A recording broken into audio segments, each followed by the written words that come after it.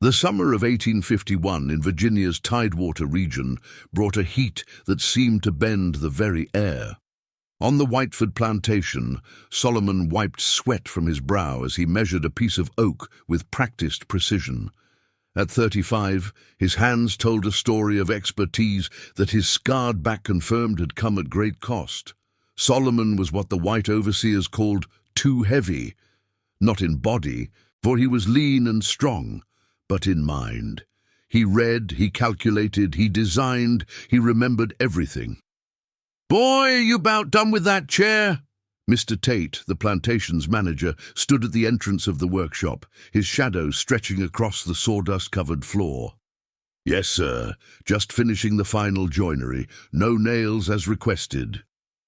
Solomon's voice remained even, controlled, a skill as vital to survival as his carpentry. Tate approached, circling the rocking chair Solomon had crafted from memory after seeing one in a furniture catalogue that had fallen from Mrs. Whiteford's carriage. The curved arms, the delicate spindles, the perfect balance that would make it rock just so, all executed flawlessly without a single diagram. "How'd you figure all this without plans?" Tate ran his fingers along the smooth armrest. "Just remembered it, sir."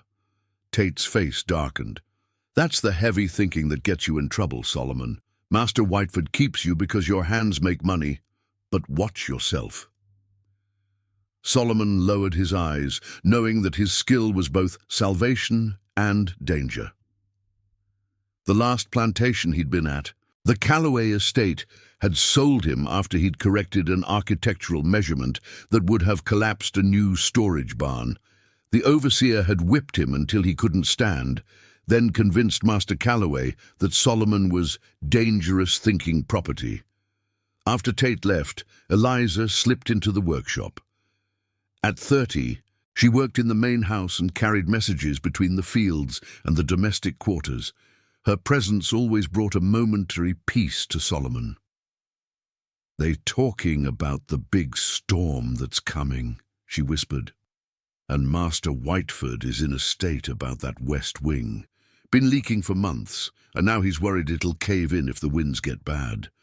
Solomon nodded. The grand house's west wing had been poorly designed by a drunk architect from Richmond who'd never bothered to consider the land's natural drainage. Solomon had noticed the flaw the first time he'd been brought to the plantation 3 years ago. "His fancy Richmond builders told him it'd cost more than he wants to spend and take too long," Eliza continued. "They can't start before the storm." "There's a way to brace it temporarily," Solomon said quietly. "Could buy enough time until proper repairs." Eliza's eyes widened. "Don't you go saying that to nobody, Saul. You know what happened at Callaway's." "I know." The scars on his back seemed to burn at the memory. That night in the cramped cabin he shared with 4 other enslaved men, Solomon lay awake, listening to the first distant rumbles of thunder. 2 plantations had already refused to purchase him when Whiteford had acquired him at a reduced price. "Too educated for his own good," the auctioneer had warned, "but the finest hands with wood this side of the Mississippi." Whiteford had needed skilled labor to build furnishings for his expanding house and to repair the constant deterioration that plagued the outbuildings.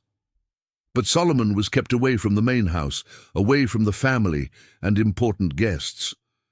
His knowledge made the white folk uncomfortable. They preferred the enslaved to be hands without minds. Morning brought grey skies and a summons Solomon had never expected.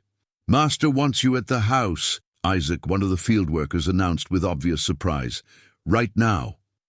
Solomon followed Isaac across the grounds, past the kitchen garden where women were hurriedly harvesting what they could before the storm hit.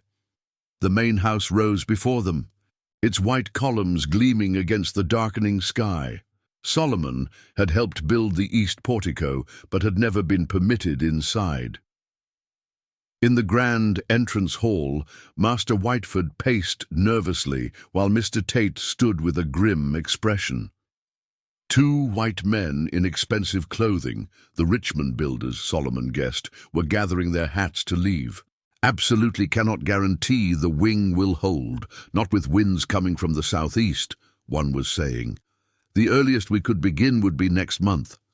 That's preposterous! Whiteford slammed his fist against a mahogany table that Solomon himself had crafted. The whole wing houses my wife's collection and my library. The builder shrugged. We've given our professional opinion, sir.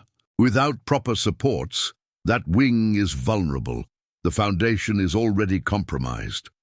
As the builders left, Whiteford noticed Solomon standing quietly with his eyes lowered. "What's he doing here?" Whiteford demanded of Tate. "You asked for him, sir," Tate replied. "Said you wanted all the craftsmen." Whiteford waved dismissively. "I meant the white carpenters. Take him back to—" A tremendous crack of thunder shook the house, and Mrs. Whiteford appeared at the top of the grand staircase. "Charles, the water is coming in through the library ceiling again," she called down, "and the west sitting-room floor feels unsteady." Whiteford cursed. "Get every able man to move the valuables from that wing."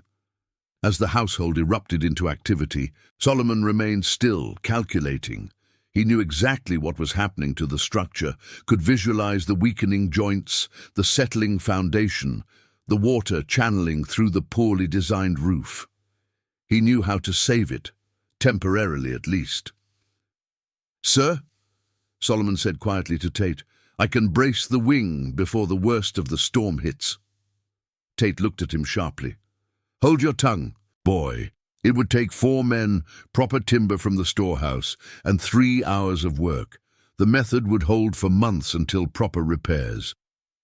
Tate's face flushed with anger, but as another crack of thunder rolled overhead and shouts came from the west wing about water pouring in, his expression changed. "Wait here," he ordered, and strode over to Whiteford. Solomon watched their conversation, saw Whiteford's skeptical glance in his direction, then the desperate calculation on the master's face as he weighed his options. A crash from upstairs decided it. "Bring him," Whiteford ordered. In the west wing, Solomon was permitted to examine the structure. Water stained the elegant wallpaper, and the floor visibly dipped toward the outer wall. The building was speaking to him in a language he'd taught himself through years of observation and hidden study. "The weight is shifting here," Solomon explained, pointing to where the wall joined the floor. "The foundation beneath has been undermined by water flow."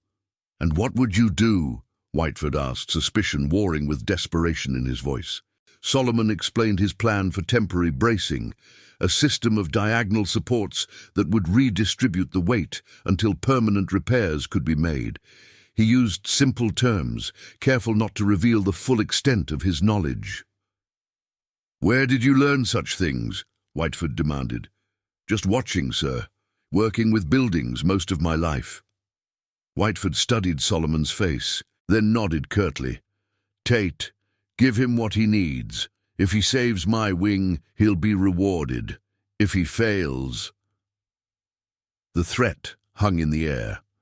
Within the hour, Solomon directed 3 other enslaved men, Jacob, William, and Cyrus, in cutting and positioning the timber braces. He worked methodically, ignoring the stares of the white household members who had never seen an enslaved man giving directions with such authority. "The angle must be precise," Solomon instructed quietly. "Too steep and it won't support the weight. Too shallow and it will buckle." Jacob, who had worked alongside Solomon in the workshop, nodded with understanding. William and Cyrus, usually field hands, followed Solomon's guidance with growing respect. As they worked, the storm intensified. Rain lashed against the windows, and the wind howled around the corners of the house. Solomon could feel the building straining against its weaknesses. "We're racing the wind now," he told the others as they positioned the final brace. "When this last piece is set, the pressure will be distributed evenly again." With careful coordination, they raised the final support into place. Solomon made minute adjustments, listening to the house, feeling its balance. When he finally stepped back, the floor had already stopped its ominous creaking. Outside, The storm reached its peak. Wind shrieked and rain fell in blinding sheets. But inside the west wing, the walls held firm against the onslaught. Whiteford watched with barely concealed amazement as Solomon explained how water should be directed away from the foundation once the storm passed. That night, as Solomon returned to his cabin, the other enslaved people watched him with a mixture of awe and concern. His knowledge had saved the big house. But what would it mean for him? "They'll be watching you closer now," old Jeremiah warned him. "Knowledge is dangerous for folks like us." "Or valuable," Eliza suggested quietly. "Maybe too valuable to hurt." Solomon said nothing. He knew he had revealed too much of himself, but the opportunity to practice his true skill had been worth the risk. For a few hours, he had been seen as more than property. He had been acknowledged as someone with expertise, with understanding. But as he settled onto his thin palate, Solomon was already planning. The storm had exposed weaknesses in the plantation's infrastructure, but it had also exposed something in Whiteford's calculating eyes. Solomon recognized the look, the sudden realization of untapped value, the recalculation of worth. His carpentry had always been valuable, but his architectural knowledge was something else entirely. And knowledge, Solomon had learned through bitter experience, was the most dangerous tool an enslaved person could possess in a world determined to keep them ignorant. It needed to be wielded carefully, strategically, or it could lead to consequences far worse than a lashing. As thunder continued to roll across the Virginia sky, Solomon closed his eyes and began to see not just the broken structure of Whiteford's house, but the hidden weaknesses in the very system that kept him in chains. If a house could be understood, reinforced, and ultimately changed through careful, invisible intervention, perhaps other structures could too. The weeks following the storm brought a shift to Solomon's existence at Whiteford Plantation. His successful bracing of the West Wing had elevated his status, though elevated meant simply that he was now allowed to sleep in a corner of the carriage house rather than the crowded cabin, and was given slightly better rations. The true change was in how he was viewed. "Master wants you at the main house again," Tate informed Solomon one crisp September morning. "Seems he's got ideas about improvements now." Solomon nodded, keeping his expression neutral despite the flutter of both opportunity and dread in his chest. Every interaction with the Whitefords was a precarious balance. Demonstrate enough skill to be valuable, but never enough intelligence to be threatening. The main house bustled with activity. Two gentlemen in fine clothes stood with Whiteford in the parlor, examining architectural drawings spread across a table. Solomon recognized them immediately. Architects from Richmond, the kind who would charge exorbitant fees for plans that overseers like him would actually have to correct during construction. "Here he is," Whiteford announced, with a proprietary wave toward Solomon. "The carpenter I mentioned." The older architect, grey-haired and round-bellied, glanced up with obvious skepticism. "This is your structural expert." "Show them what you told me about the south portico," Whiteford ordered Solomon. Solomon studied the drawings carefully. The design was elegant but fundamentally flawed. The weight distribution would cause the columns to bow outward within 5 years. "The support beams need to be doubled here and here," Solomon said quietly, pointing to specific junctions. "And the foundation footing should extend at least 18 inches deeper than shown." The younger architect frowned. "That's unnecessary. This design has worked on 3 other plantation houses." "On flat land, perhaps?" Solomon replied, then immediately regretted his directness. He lowered his eyes. "Begging your pardon, sir. But this house sits on sloping ground that channels water beneath the southern exposure." A tense silence followed. Solomon kept his gaze fixed on the floor, aware that he'd spoken too confidently. The rules had changed. but not enough for him to contradict a white professional openly. To his surprise, Whiteford laughed. "Told you he has an eye for these things. Saved me thousands during that storm." He clapped the older architect on the shoulder. "Might want to reconsider your plans, Matthews." The architects exchanged glances, professional pride warring with the desire to please a wealthy client.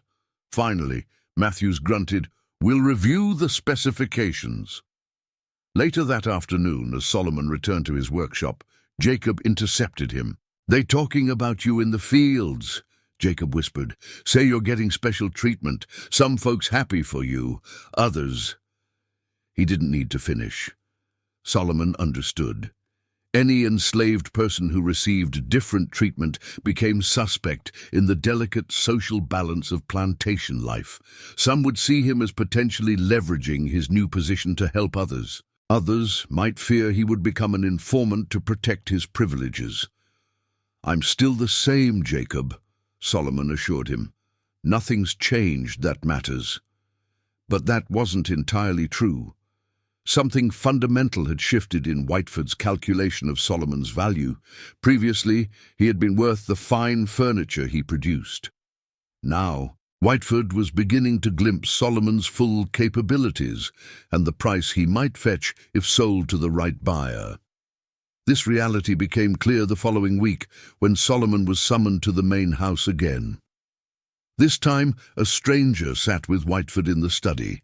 A sharp-featured man in an expensive suit, with cold eyes that assessed Solomon like one might appraise livestock. "This is Mr. Harrington from Charleston," Whiteford introduced. "He's building a significant estate and requires skilled craftsmen." Solomon's heart sank. Charleston meant the deeper South, further from the border, further from any slim hope of freedom. "I understand you have unusual abilities for your station," Harrington said, his voice cultured but cold. "Demonstrate for me how you would improve this drawing." He pushed forward a sketch of an elaborate staircase.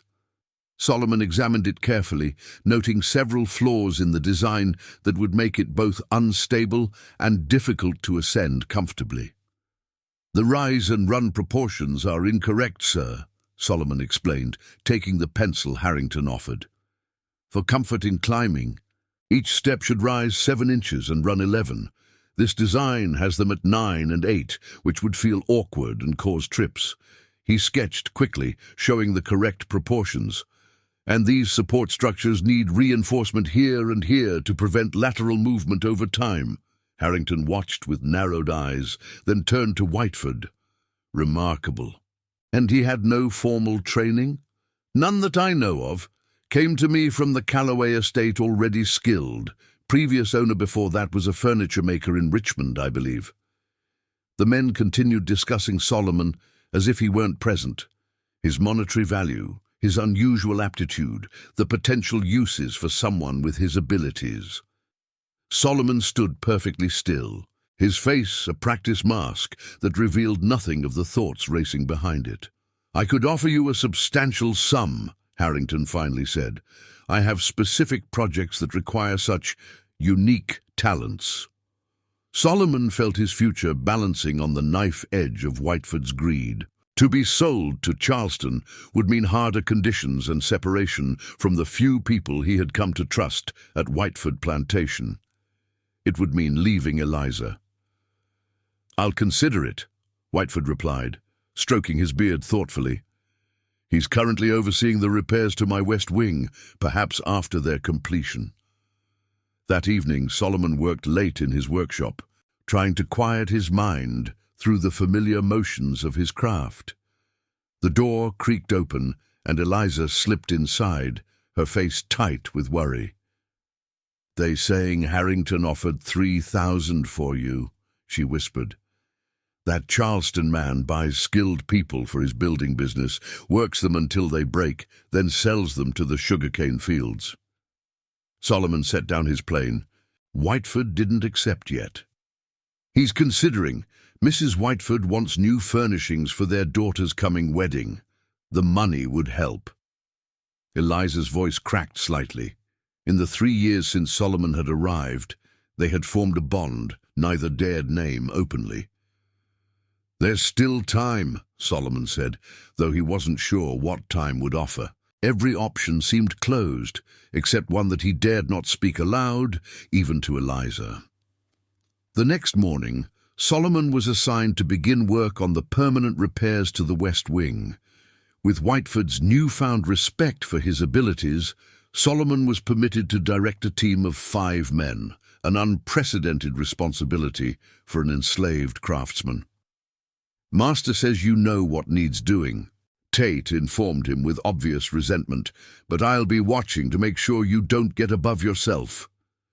Solomon organized the work methodically, assigning tasks based on each man's strengths. Jacob, with his steady hands, was put in charge of the fine joinery. William and Cyrus, with their strength, handled the heavy beams. 2 others, Marcus and Henry, were assigned to preparing materials and assisting where needed. As they worked, Solomon quietly taught them what he knew. He showed Jacob how to calculate proper angles, explained to William and Cyrus why certain structural principles mattered, demonstrated for Marcus and Henry how to read the subtle language of wood grain. "Why you teaching us all this?" Marcus asked suspiciously. "Ain't like we ever gonna be allowed to use it." Solomon measured a beam before answering. "Knowledge belongs to whoever holds it. No one can take it from your mind once it's there." The men exchanged glances, but continued absorbing Solomon's lessons. Day by day, the West Wing began to transform from a precarious structure to a sound one. Solomon implemented subtle improvements beyond what was strictly necessary. Additional support in key places, better drainage systems, reinforced joists where future problems might develop. "You're making it better than it needs to be," Jacob observed quietly one afternoon. "I'm making it as it should have been built the first time," Solomon replied. "A structure should serve those who live within it, not threaten them." As October turned to November, the work progressed steadily. Whiteford began bringing visitors to observe the renovations and, Solomon realized, to observe him. Each demonstration of his knowledge seemed to increase his market value in Whiteford's ledger.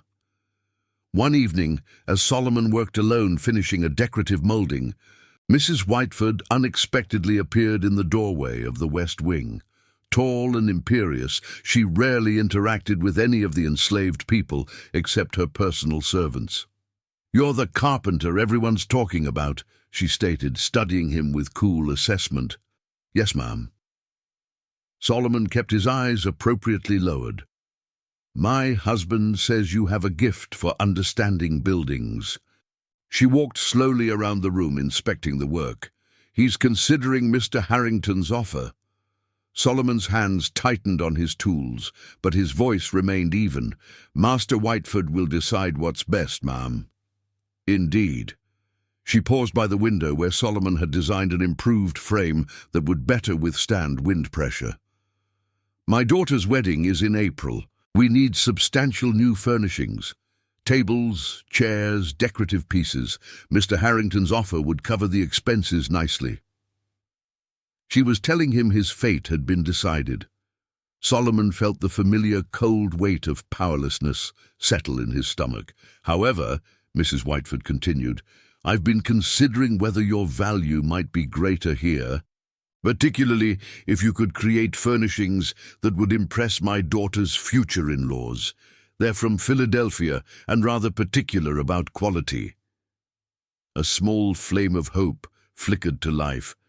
"I could design pieces specifically for the occasion, ma'am.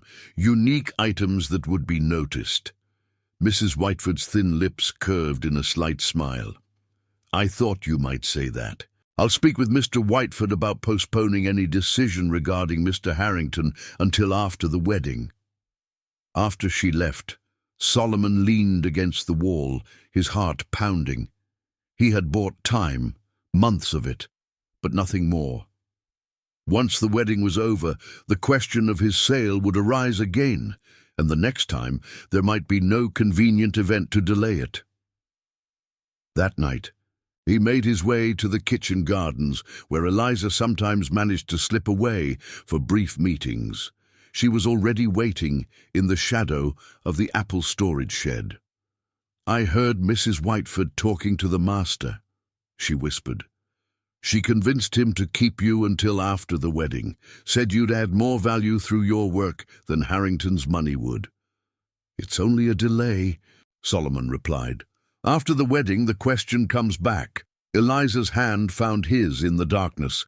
"But it's time, and there's word that the Martins up north are helping people cross.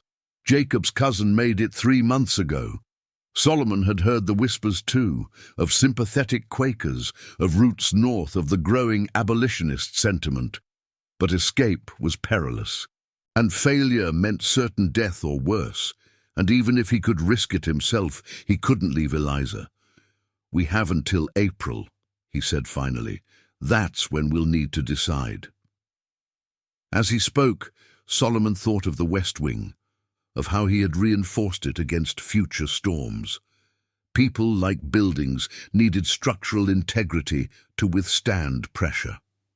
Over the coming months, he would need to strengthen not just his own resolve, but build a foundation for whatever dangerous decision April would bring. The days grew shorter as winter settled over Virginia. Solomon divided his time between completing the West Wing repairs and designing furniture for the upcoming wedding. Each piece he created was exceptional. A dining table with intricate inlay work, chairs with perfectly balanced proportions, a breakfront cabinet that showcased his mastery of both engineering and aesthetics.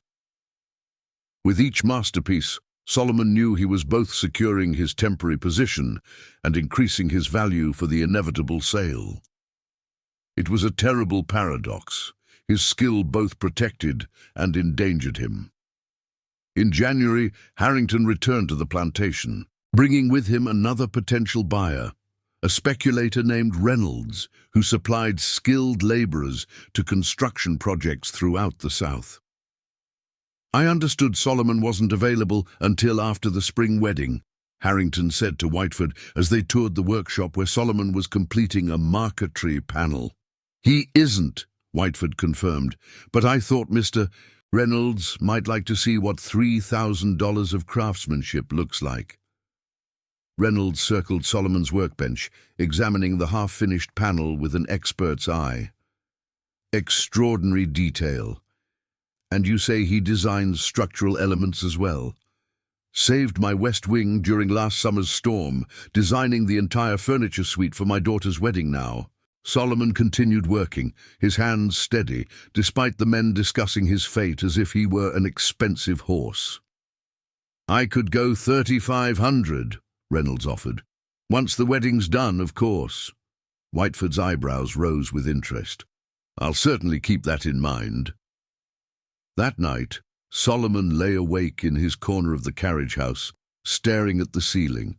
The temperature had dropped below freezing, and his breath formed small clouds in the darkness. April seemed both too distant and too near, too long to endure this suspended state, yet too soon to prepare for whatever desperate action might be required. He thought of the buildings he had repaired and created over his lifetime, how each one had been an expression of something he could not otherwise voice, his understanding of balance, proportion, strength, and beauty. In a world where he was considered property, his creations were his only legitimate voice. But perhaps, Solomon thought as sleep finally began to claim him, there were other ways his knowledge could speak, ways that might lead not just to better structures, but to a world with different foundations entirely. February arrived with bitter cold and a restlessness that seemed to permeate the entire plantation. The wedding preparations intensified, with Mrs. Whiteford demanding perfection in every detail. For Solomon, this meant an ever-growing list of furniture pieces and decorative elements to complete before April. "She wants another sideboard now," Tate informed Solomon one morning, his tone revealing his annoyance at being a messenger between the big house and the workshop. "Says the dining room needs balance, whatever that means." Solomon nodded, already mentally designing the piece. "I'll need more mahogany. The supply is running low." "Master Whiteford says to use whatever you need. These Richmond folks coming for the wedding apparently have connections to Northern money. He wants to impress." The mention of Northern connections caught Solomon's attention, but he kept his expression neutral. "I'll have drawings for approval by tomorrow." As Tate left, Jacob entered the workshop carrying fresh lumber. At 28, Jacob had become Solomon's most trusted assistant, absorbing knowledge with quiet intensity. "Heard there's a man coming with the lumber shipment tomorrow," Jacob murmured once they were alone. "Northern trader who deals with Quakers sometimes. Eliza says he passed a message to Cook about helping those who want to leave." Solomon continued measuring a piece of wood, his voice barely audible. "Could be a trap. Overseers do that sometimes. Test loyalty. Eliza says this one's real. Has papers sometimes. Ways to move north." Solomon's hands paused momentarily. "Tell her to be careful. Eyes everywhere now, with wedding guests starting to arrive." That evening, Solomon was summoned unexpectedly to the main house. In the grand parlour, Whiteford stood with a distinguished-looking gentleman, examining the furniture Solomon had already completed for the wedding. "Remarkable craftsmanship," the visitor commented, running his hand along the curved arm of a chair. "You rarely see such quality outside of Boston or Philadelphia workshops." "Solomon has a gift," Whiteford agreed, the pride in his voice, the same one might use when showing off a prized racehorse. Designed most of these pieces from memory after seeing similar styles in catalogues. The visitor, introduced as Mr. Lawrence, a banker from Philadelphia and the father of the groom, studied Solomon with undisguised curiosity. "You've had formal training, I assume?" he asked directly. Before Solomon could respond, Whiteford laughed. "Nothing formal, Lawrence, just natural talent and years of practice." Lawrence's eyebrows rose slightly. "Remarkable, indeed." After examining several more pieces, Lawrence requested a moment alone with Whiteford. Solomon was dismissed to wait in the hallway, but he could hear fragments of their conversation through the partially closed door. A wasted potential. Philadelphia furniture makers would pay significant commissions. Already have offers from Charleston and New Orleans. Question of appropriate environment for such skill. Solomon kept his face impassive as a house servant passed by, but his mind raced. Lawrence's northern background and his comments suggested a different perspective on slavery, perhaps even abolitionist sympathies. But Solomon had learned through bitter experience never to trust assumptions about white men's morality, no matter their origin. The next day, the lumber delivery arrived, 3 wagons loaded with prime hardwoods for the remaining wedding furniture. Among the delivery men was a lean, weathered individual introduced as Mr. Garrett, a supplier from the northern Virginia counties. While the other workers unloaded the wagons, Garrett inspected the wood with Solomon, discussing quality and grain patterns with surprising knowledge. As they moved behind one of the wagons, momentarily hidden from view, Garrett spoke in a different tone. "I hear you're an architect as well as a carpenter," he said quietly. Solomon tensed. "I work with wood, sir. Buildings, furniture. Men like you are valued differently where I come from." Garrett's eyes held Solomon's for a meaningful moment. "If you ever needed to travel north, there are those who could appreciate your skills. April can be a good month for traveling." Before Solomon could respond, Tate appeared around the wagon. "Everything satisfactory with the delivery." "Excellent quality," Garrett replied smoothly. "Your craftsman here knows his materials well." That night, Solomon met Eliza behind the smokehouse, their breath visible in the cold February air. "Garrett spoke to you?" she whispered. "Briefly. It could still be a test, Eliza." "No, he's connected to the Quaker network. Cook's nephew went north with his help last year." She gripped his arm. "This could be our chance, Solomon, after the wedding." Solomon covered her hand with his. "It's dangerous. If we're caught, if we stay, you'll be sold south. You know that's coming." Solomon couldn't argue. The competition between Harrington Reynolds and now potentially Lawrence meant his fate after the wedding was sealed. He would be sold to the highest bidder, separated from Eliza and everything familiar. "I need to think," he finally said. "There's much to consider." Over the next weeks, as Solomon continued his frantic pace of creation for the wedding, he also began a different kind of construction, planning a potential escape. Each day, he carefully observed the routines of the overseers, noted the patrols, studied the movements of everyone on the plantation. He began sending Jacob on errands that allowed him to map the surrounding area, the roads, the river crossings, the properties between Whiteford Plantation and the northern counties. All this he committed to memory, for writing anything down would mean certain death if discovered. Meanwhile, the furniture for the wedding took shape. A magnificent dining table that could seat 24, chairs with intricate carvings, sideboards with secret compartments, a feature Solomon added without telling Whiteford, and decorative elements for every room where guests would gather. In early March, Mr. Lawrence returned to check on the wedding preparations, bringing his son Edward with him. The younger Lawrence, a serious-faced man in his late 20s, showed particular interest in Solomon's work. "My father tells me you design these pieces yourself," Edward said, examining a newly completed escritoire. "The proportions are mathematically perfect." "Thank you, sir," Solomon replied, carefully neutral. "You understand architectural principles as well, I'm told." Solomon glanced toward Whiteford, who nodded permission to answer. "I've worked on buildings throughout my life, sir. One learns how structures must balance." "Indeed." Edward circled the workshop, taking in the tools, the materials, the half-finished pieces. "A mind that comprehends such things is a terrible thing to waste." That evening, Solomon overheard a heated discussion between Whiteford and the elder Lawrence in the study. $5,000 is a preposterous sum," Whiteford was saying. "Not for someone of his abilities," Lawrence replied calmly. "My son's architectural firm could make use of such talent, even in our current arrangement. The knowledge could be extracted, compensated properly through your ownership." Harrington offered $3,500 for construction work in Charleston. Solid offer. "And what becomes of him once the building is complete? Field work until he breaks? What a waste of a mind that understands mathematical principles intuitively." Solomon moved away before he could be discovered eavesdropping, but the conversation confirmed his worst fears.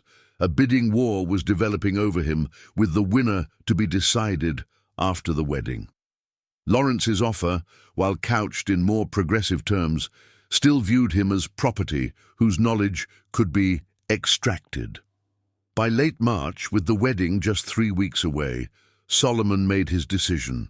During a brief meeting with Eliza, he whispered, "Tell Garrett we'll need help after the wedding. Second night following." Eliza's eyes widened. "You're certain? The only other path leads south." Solomon squeezed her hand. "We'll need to be ready the moment the celebration ends." The wedding preparations entered their final phase. Solomon worked from dawn until well after dark, completing the last furniture pieces and overseeing their placement in the main house.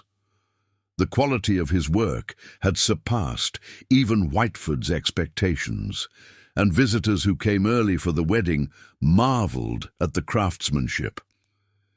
"You could charge double in Richmond for pieces like these," one plantation owner told Whiteford during a pre-wedding gathering. "Or sell the carpenter who makes them for a small fortune." Whiteford smiled tightly. "I'm already fielding offers." On April 10th, 3 days before the wedding, a late spring storm hit the plantation. Heavy rain pounded the repaired west wing, testing Solomon's structural improvements.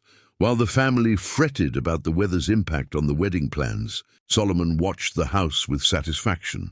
His work held firm against the elements. That night, as the storm continued, Jacob slipped into the carriage house where Solomon now slept. "Garrett sent word," he whispered. "Everything's arranged for 2 nights after the wedding. He'll have a wagon waiting at the north property line where the old oak stands. From there, movement north through a chain of safe houses." Solomon nodded, his heart racing despite his outward calm. "How many going?" 5. "You, Eliza, me, Marcus, and his wife Ruth. 5 is dangerous, harder to move quietly." Jacob's face hardened. "We all go or none," we decided. Solomon knew better than to argue. The bonds between them had strengthened over the months of shared knowledge and shared risk. Tell them to gather only what they can carry without notice, and to sleep as normal the night before, no unusual behavior. The wedding day arrived with clear skies and mild temperatures, perfect weather that the Whitefords took as a good omen. The plantation transformed into a showcase of southern wealth and hospitality, with guests arriving from plantations throughout Virginia and as far away as Philadelphia and Boston.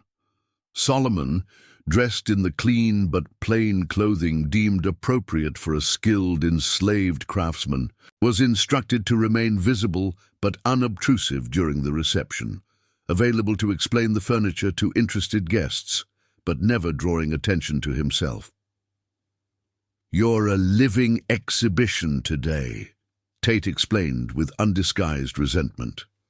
"Master wants his guests to see the quality we produce here." Throughout the day, Solomon was approached by curious guests who had heard about the exceptional Carpenter. He answered their questions with appropriate deference, explaining techniques when asked, demonstrating his knowledge only as much as was requested.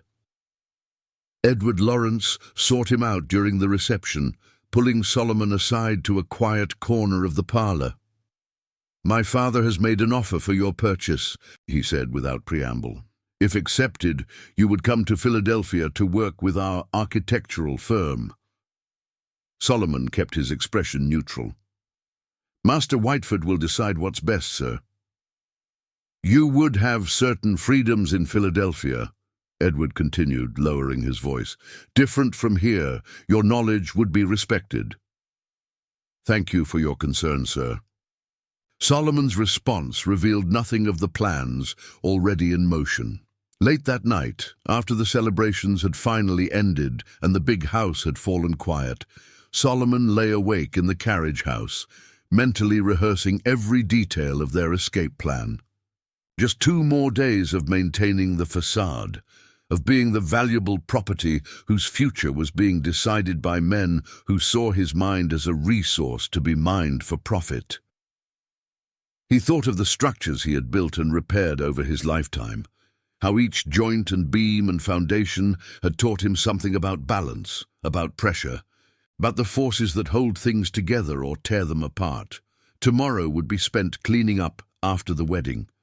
The following night, he and the others would test whether the unseen foundation they had been building, a network of trust, shared risk, and desperate hope, would bear the weight of their bid for freedom. The day after the wedding dawned bright and clear, the plantation settling into the peculiar quiet that follows grand events. Servants moved with exhausted precision, clearing away the remnants of celebration. In the main house, the Whitefords received the last departing guests, while Tate supervised the dismantling of the elaborate decorations in the gardens. Solomon worked methodically, directing the movement of furniture back to its proper places, inspecting each piece for damage from the celebrations. His hands moved with their usual skill, but his mind was elsewhere, calculating hours, distances, risks. "You seem distracted today," Jacob murmured as they repositioned a sideboard in the dining room. "Just tired," Solomon replied. Loud enough for the house servant dusting nearby to hear, then, more quietly, "Everything's still set for tonight." Jacob gave an almost imperceptible nod. By midday, Mr. Lawrence and his son were among the last guests preparing to depart. They requested a final meeting with Whiteford in his study, a meeting that Solomon knew would involve final negotiations for his sale. As he worked in the adjacent hallway, carefully rehanging a mirror, fragments of their conversation reached him. "Final offer of 5,500, Lawrence was saying. Well above market value, but justified given his unusual abilities. "Reynolds countered at 4,000 just this morning," Whiteford replied. "But your terms of allowing him to remain here until the harvest season has advantages." Solomon continued his work, his face betraying nothing of the cold understanding that settled in his chest. They were haggling not just over his price, but over when his family bonds would be severed, immediately or after a few more months of profitable labor. Later that afternoon, Eliza managed to find Solomon alone in the workshop. "Everything's ready," she whispered urgently. "Marcus and Ruth have their bundle hidden by the north fence. I've got ours under the loose floorboard in the wash house." Solomon nodded. "Jacob's arranged the meeting point. We leave separately after final bell tonight, one by one, different paths to the old oak." "Solomon?" Eliza hesitated. "If we're caught, then we'll face it together," he said firmly. "Better than being sold apart." As twilight approached, a commotion at the main house drew attention. One of the wedding gifts, a valuable silver service, had been discovered missing. Tate immediately ordered a search of all the enslaved people's quarters, starting with those who had worked in the house during the celebrations. Solomon felt a spike of fear, not for himself, but for their plans. A plantation-wide search on this particular night could ruin everything. "Keep working normally," he told Jacob and the others quietly. "Show no concern. If the search delays us, we adjust, tomorrow night instead." But as the searchers moved methodically through the quarters, turning over bedding and checking loose floorboards, Solomon realized a more immediate problem. Eliza's hidden bundle might be discovered. If that happened, their entire plan would unravel. Making a swift decision, Solomon approached Tate, who was supervising the search near the kitchen gardens. "Mr. Tate," he said respectfully, "Master Whiteford asked me to finish the repair on his desk drawer before tomorrow. The lock mechanism needs adjustment." Tate frowned. "Can't it wait? We're in the middle of something here." "He was most insistent, sir. Said he has important papers to secure." Tate hesitated, torn between the search and Whiteford's standing order that Solomon's carpentry tasks took priority. "Fine, but be quick about it and return to your quarters immediately after." This small deception bought Solomon the freedom to move toward the washhouse, where he found two searchers already examining the room. His heart pounded as he saw one of them testing floorboards with his boot. "Excuse me, sirs," Solomon said, entering with his toolbox. "Need to fetch some specific tools for Master Whiteford's desk repair." The men glanced up, but continued their search as Solomon moved to his designated tool area, conveniently near the loose floorboard, hiding Eliza's bundle. With practiced sleight of hand, he managed to slip the small package into his toolbox while appearing to select various specialized tools. "Find anything?" he asked casually as he prepared to leave. "Nothing yet," one searcher responded, "though we haven't finished here." "Good luck, sirs. I'm sure the silver will turn up."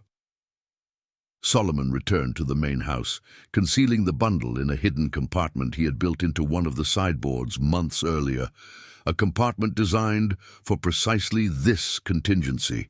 He then proceeded to make the legitimate repair to Whiteford's desk, his hands steady, despite the knowledge that their escape now hung by an increasingly fraying thread.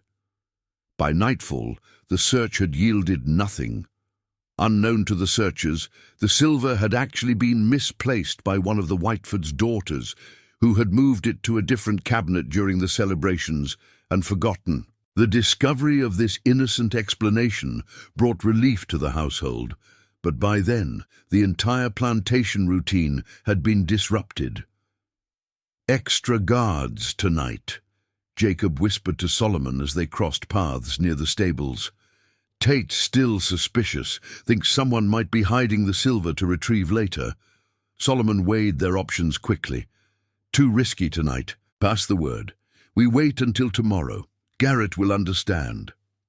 That night Solomon barely slept, listening to the unusual pattern of guard movements outside. The delay was dangerous. Whiteford might finalize his sale agreement with Lawrence or Reynolds at any moment, but attempting escape under heightened scrutiny would be suicidal. Morning brought a new complication. Whiteford summoned Solomon to the main house immediately after breakfast. "Lawrence left yesterday with my agreement to his offer," Whiteford announced without preamble. "You'll be transported to Philadelphia after the harvest as we discussed.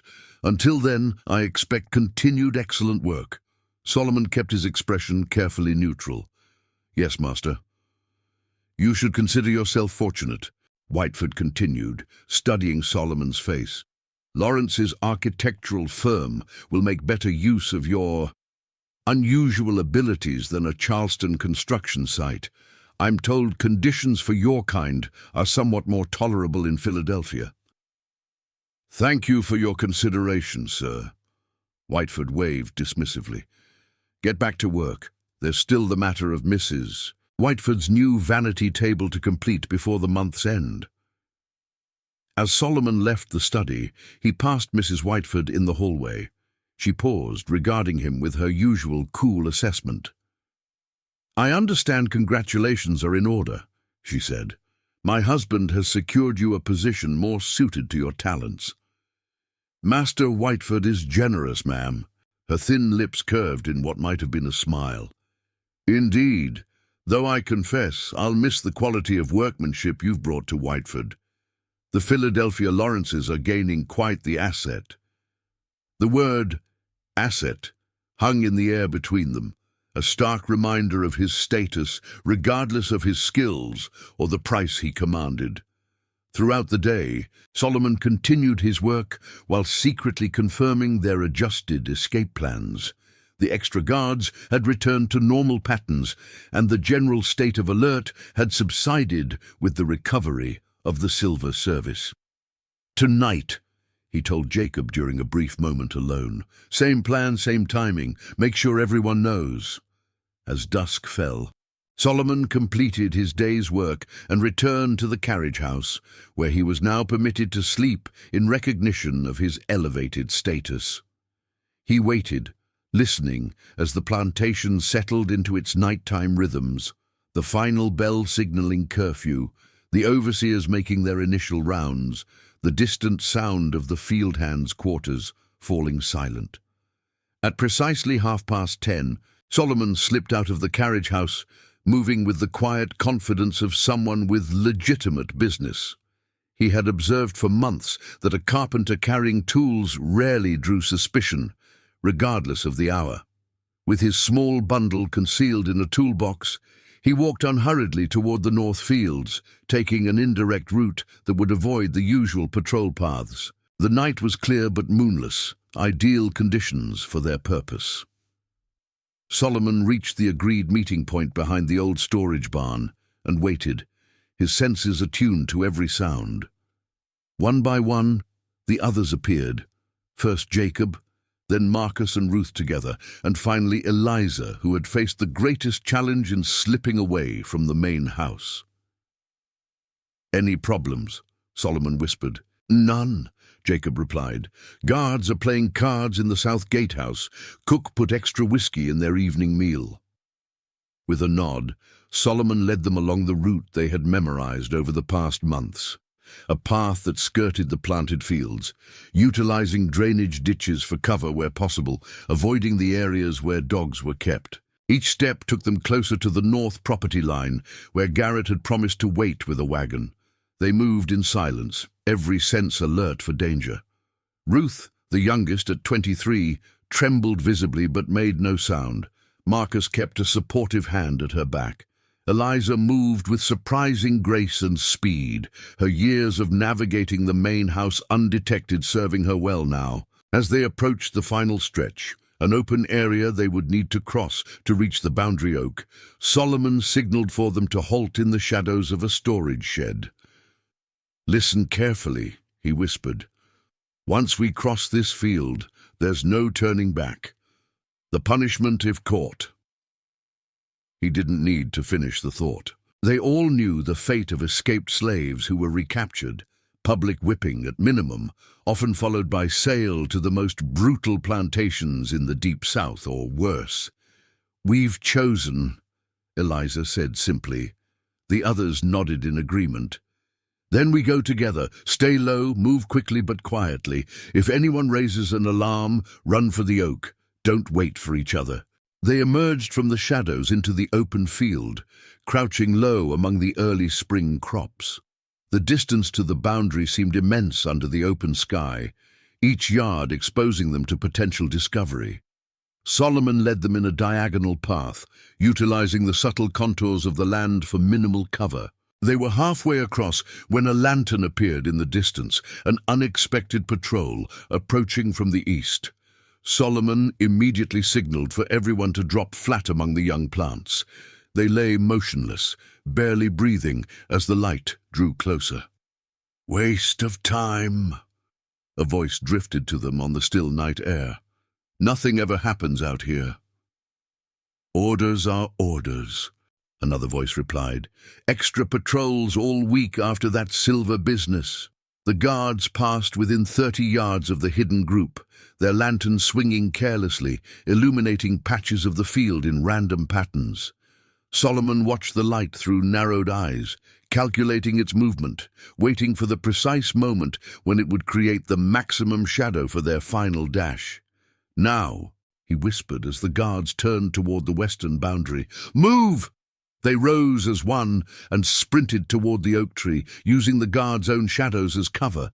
Solomon heard Ruth's breathing become labored, saw Marcus supporting her with a firm grip. Jacob ran with surprising speed, while Eliza moved with silent determination at Solomon's side. The ancient oak loomed before them, its massive trunk marking the boundary between Whiteford Plantation and the less cultivated land beyond. As they reached its shadow, Solomon searched frantically for any sign of Garrett or the promised wagon. "Where is he?" Jacob hissed, his eyes scanning the darkness. For a terrible moment Solomon feared they had been betrayed, that Garrett had never intended to meet them, or worse, had reported their plans to Whiteford. Then, from beyond a small rise, came the faintest sound of metal on metal, a harness being adjusted. Solomon motioned for the others to remain hidden while he crept forward to investigate. Over the rise, partially concealed in a small copse of trees, waited a covered wagon, with a single lantern glowing dimly beneath its canopy. A figure stood beside it, Garrett, his weathered face tense with concentration. "5 coming," Solomon said quietly as he approached. Garrett showed no surprise at Solomon's appearance. "You're late," was about to leave. "Complications. We're all here now. Get them quickly. Patrol routes changed this week. They'll be coming along the north boundary soon." Solomon hurried back to the oak and led the group to the waiting wagon. Garrett helped them climb inside, where they found the wagon bed covered with sacks of grain, both cargo and concealment. "Lie flat," Garrett instructed. "We'll be traveling with legitimate papers, but if we're stopped and searched—" He didn't need to finish the thought. As they settled among the grain sacks, Garrett closed the wagon cover and climbed onto the driver's seat. With a gentle flick of the reins, the horses moved forward, the wagon creaking softly as it joined a narrow road leading north. Inside the wagon, Solomon lay beside Eliza, feeling the subtle shifts and turns as Garrett navigated the country roads. Each mile increased their chances of success, but also the penalties if caught. They were now fugitives, property in flight, subject to the full force of the Fugitive Slave Act if captured. After what seemed like hours, the wagon stopped. They heard muffled voices, Garrett speaking with someone officially, papers being examined, casual questions about his cargo and destination. Solomon held his breath, his hand finding Eliza's in the darkness. "Grain for the Fredericksburg merchants," Garrett was saying, "getting an early start to beat the weather." "Bit unusual to travel at night?" the unknown voice replied. "Got delayed by that business at Whiteford Plantation yesterday. The missing silver service. Roads were watched, but I've got my schedule to keep." "Whiteford, eh? Heard they sold that Carpenter of theirs, the one who saved the West Wing during last year's storm. Good price too, from what folks say." "News travels fast," Garrett replied neutrally. "Safe travels to you." The wagon moved forward again. Inside, Solomon exhaled slowly. The news of his sale was already spreading. By morning, Whiteford would discover not only his absence, but that of 4 others. The hunt would begin immediately. Near dawn, the wagon turned off the main road and followed a bumpy track for several minutes before stopping. The cover was pulled back, revealing Garrett's face in the grey early light. "Quick now," he said tersely. "We're at the first safe house. You'll rest here today, travel again tonight." They emerged stiffly from the wagon to find themselves at a small, nondescript farmhouse set well back from the road. A stern-faced woman stood in the doorway, her eyes watchful. "These the 5?" she asked Garrett. "Yes. Need to be in the cellar before full light. Patrols sometimes come this way." The woman nodded and gestured for them to follow her. Inside the house, she led them to a trapdoor concealed beneath a heavy rug in the pantry. Below was a small cellar, clean but sparse, with pallets for sleeping and a few blankets.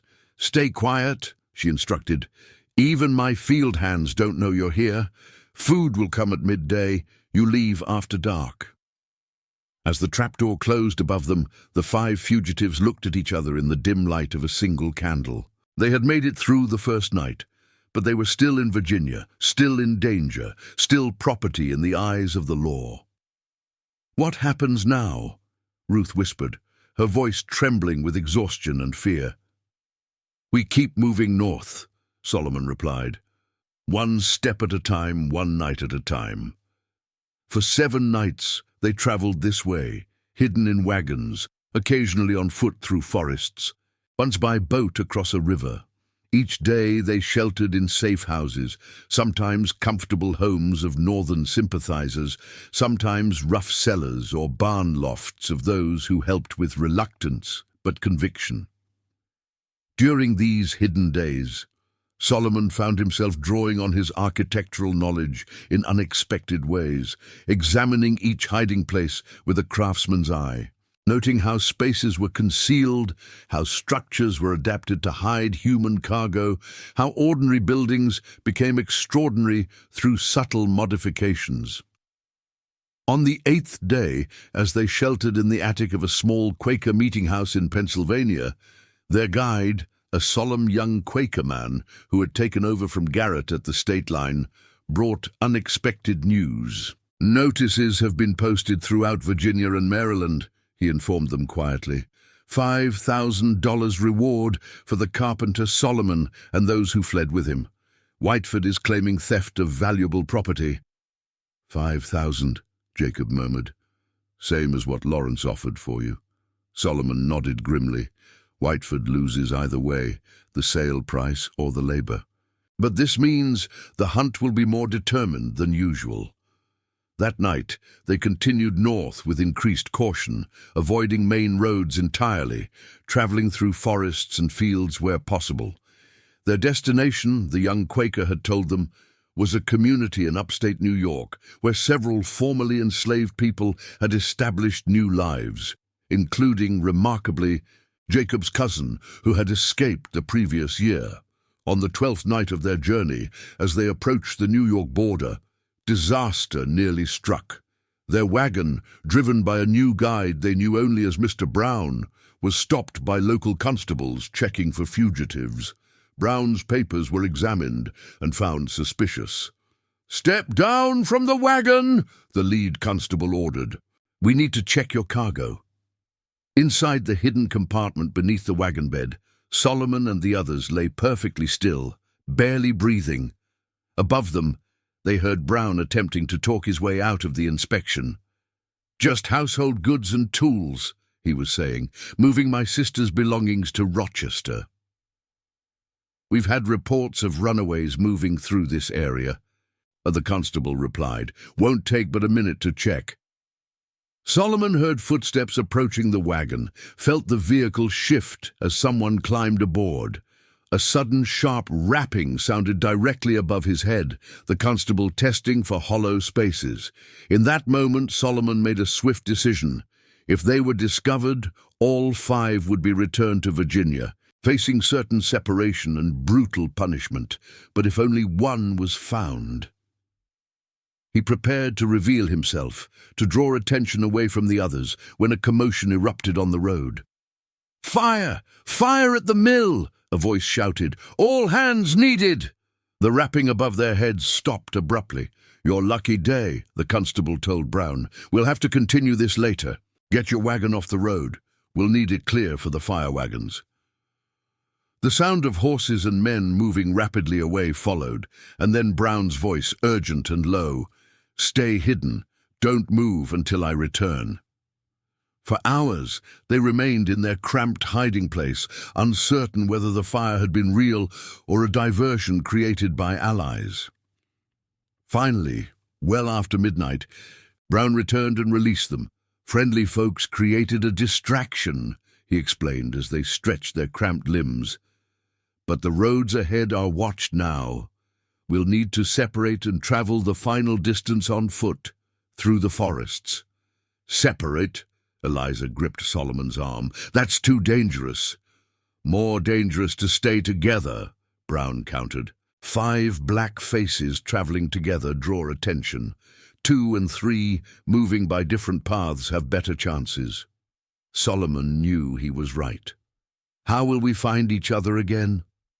Brown gave them detailed instructions to a meeting point just across the New York border, a farmhouse owned by a freedman named Josiah Turner, who provided sanctuary to those traveling north.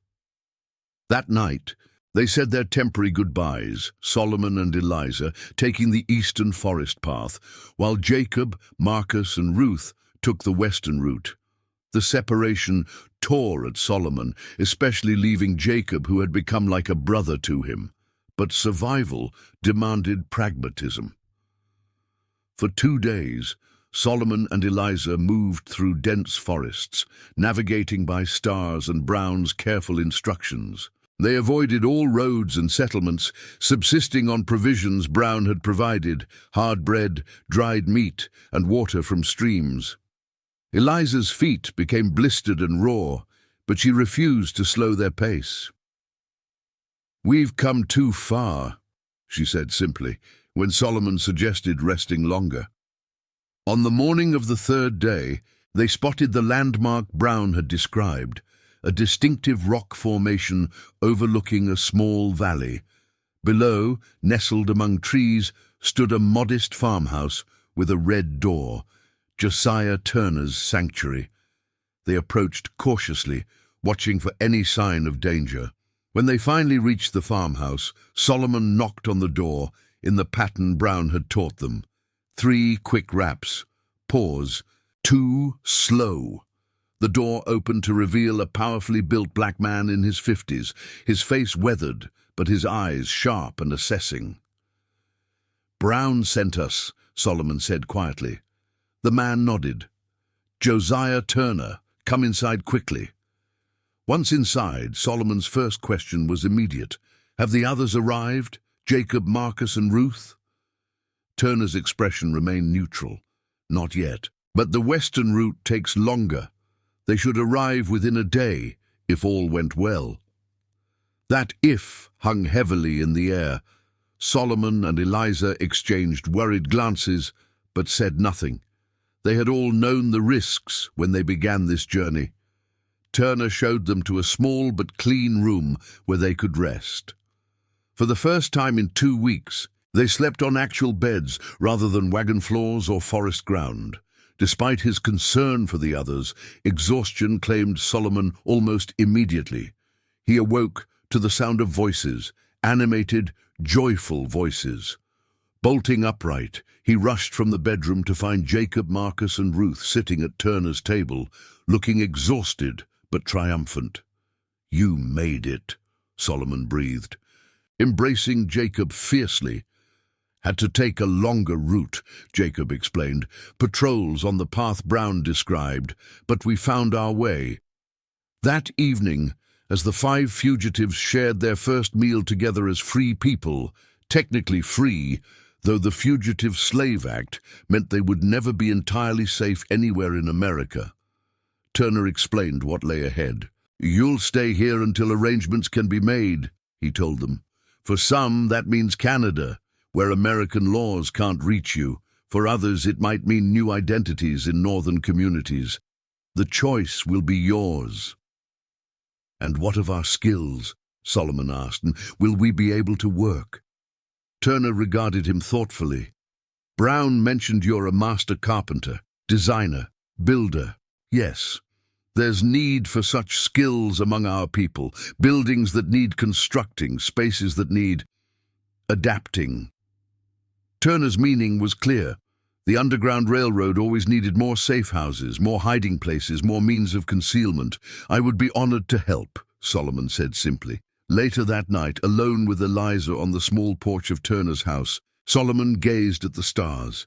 The same stars he had used to navigate northward, the same stars that had looked down on Whiteford Plantation, yet somehow different now.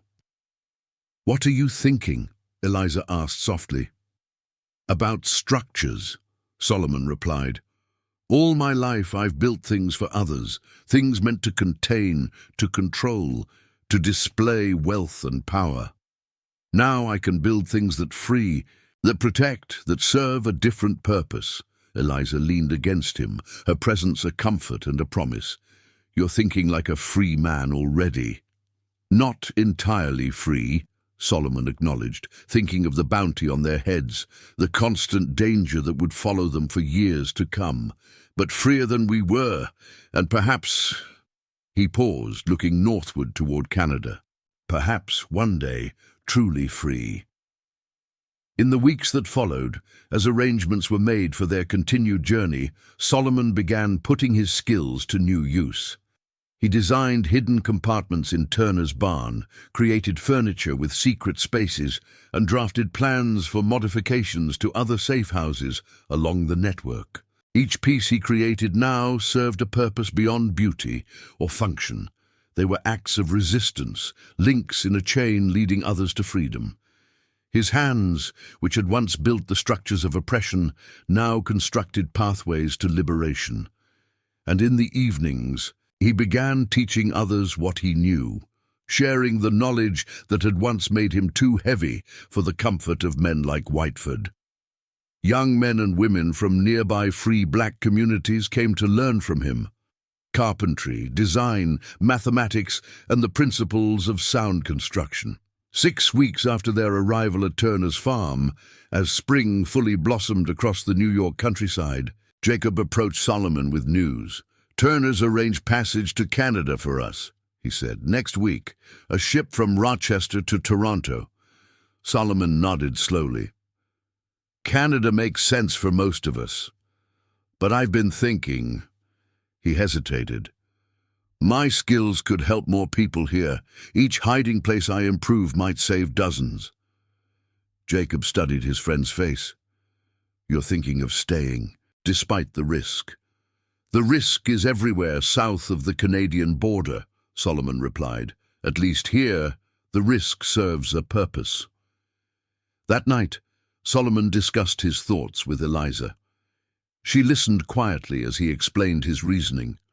How his architectural knowledge could strengthen the Underground Railroad, how each improved safe house might mean more people reaching freedom. "If you stay, I stay," she said when he had finished. "But Solomon—" She took his hands in hers. "Don't let your skill become another kind of chain. You deserve freedom too, complete freedom." Solomon thought about her words for many days. He thought about them as he designed a new false wall in Turner's cellar, as he taught a young free black man named Thomas how to calculate load-bearing weights, as he drafted plans for a meeting house with hidden chambers beneath its innocent exterior. The day before the others were to depart for Canada, Solomon made his decision. He found Turner working in his vegetable garden and knelt beside him to help with the planting. "I've been considering your offer," Solomon said as they worked, "to stay and help improve the network." Turner nodded, waiting. "I'll stay for 1 year," Solomon continued. 1 year to design, to build, to teach others what I know. Then Eliza and I will go to Canada to live as fully free people." Turner studied him thoughtfully. "A year of your knowledge could save many lives. And after that year, others will carry on the work. Thomas has a good mind for design. Jacob's cousin in Rochester has construction experience. They can continue what I begin."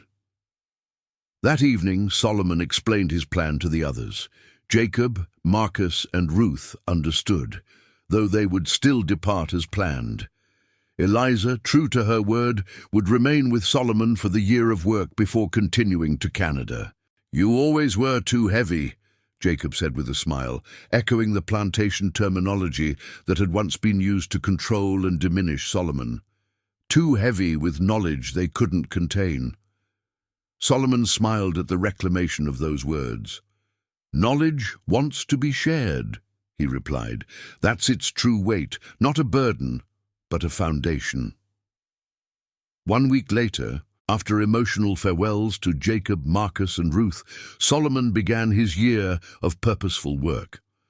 With Turner's connections throughout the abolition movement, his designs spread to safe houses across New York, Pennsylvania, and Ohio. His innovations, false walls that could pass inspection, floorboards that revealed hidden chambers only when pressed in specific patterns, furniture with concealed spaces large enough for a person to hide within, became silent, crucial components of the journey to freedom for dozens of fugitives. And in the evenings, in a small workshop behind Turner's house, Solomon taught. He taught carpentry and design, mathematics and structural principles. But most importantly, he taught others like him that knowledge need not be hidden, that the weight of understanding was not a danger but a power when freely shared. Exactly 1 year later, as promised, Solomon and Eliza prepared for their journey to Canada. On their final night at Turner's farm, Solomon walked alone to the workshop that had been his domain for 12 months. On the workbench lay his final design, plans for a school to be built in a free black community near Rochester, where Thomas would now teach carpentry and design to others. Solomon ran his fingers over the careful lines of the drawing, feeling the weight and promise contained in the knowledge he had passed on. His mind briefly returned to the Whitefoot plantation, to the west wing he had saved during the storm 4 years earlier. That repair had been an act of survival, of proving value to avoid being sold south. These new designs, the safe houses, the hidden chambers, and now this school, were acts of liberation.